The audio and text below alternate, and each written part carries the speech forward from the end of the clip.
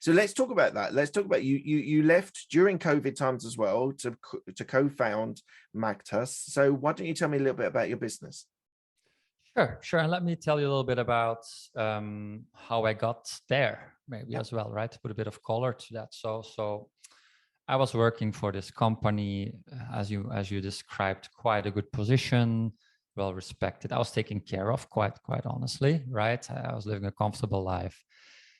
My wife was pregnant, and the pandemic started, and I felt that I was no longer passionate about the problems that I was solving. Right. And by that, I didn't mean the day-to-day problem. I meant the bigger problem, the contribution I was bringing to the world in general and to my customers, right?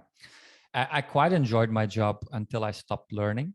And then I was like, okay, what am I really doing here? And at that point, it felt a little bit like I was wasting life. Although I was very comfortable. So I took a very bold step and basically quit in the middle of the pandemic, with my wife pregnant in the most expensive city in the world, right? So without salary or anything. And everybody said no, literally everybody, right? You can only imagine. I maybe had one mentor said, nah, back to yourself. Do you know what, Wouter? I did exactly the same. Middle of COVID, left my, put it in inverted commas, secure job to do my own thing. So I can totally empathize with that. I've got a wife and 2 kids. So yeah. So nerve-wracking. Yeah, it is. Still is to a point now with the different things. But why did you take that risk? You said it because you weren't feeling you were being taught anymore. But what made you strike out on your own and not get another corporate role? So one, back to the points we're trying to make earlier, I wanted to move at 1,000,000 miles an hour. I was moving at 10, right? I wanted to solve a problem that I am super passionate about, and I want to make a real difference. And I always say this, I always preach this, but it was a high time I lived it as well. And I know for a fact that whatever happens, I'll be okay, right? I'll figure it out. So it just felt right. But more importantly, the pandemic also, there's so many crises that happen in your lifetime. And while it's terrible, obviously, right? And you know, people that I know have passed away, there's always a silver lining to these things. And one thing that will happen in a pandemic like this is people are forced to rethink their business and the way they do business to survive.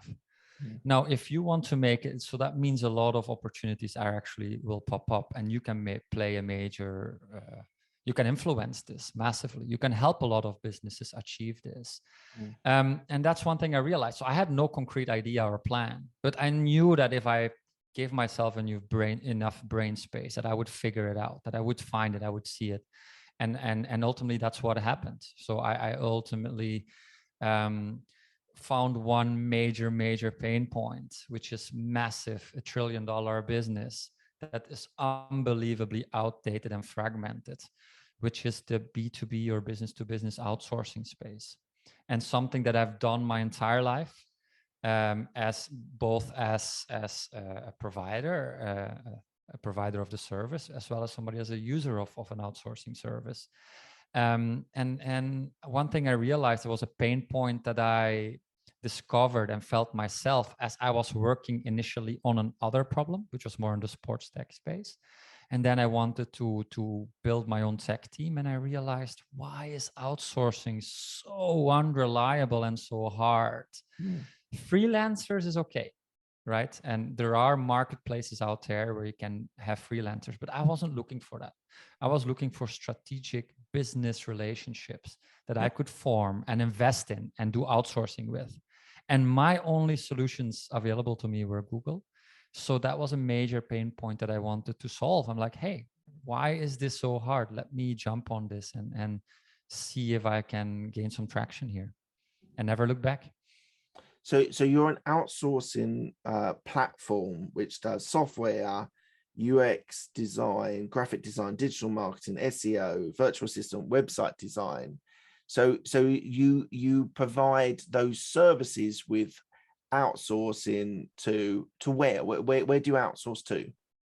So it's a good question. And maybe to clarify a little bit the scope of what we do. Sorry, can you still hear me? Yeah, go for it. Yeah. Okay. Cool. So basically, to clarify a little bit further on that. So one is we cover technology, we cover business development, and we cover digital marketing, right? And those are three core sets of services that any startup or scale up needs. And we provide this to anyone in the world, really. Now, the way we do it is we don't provide the service. We're a marketplace, right? So we're an aggregator. So the same way that the freelancer marketplaces work, where the people that provide the service sign up and come to the marketplace to deliver it, we work with vendors, which are businesses. So we sign up vendors, we vet them, and we match them to client needs all over the world. So that's it in a nutshell, really.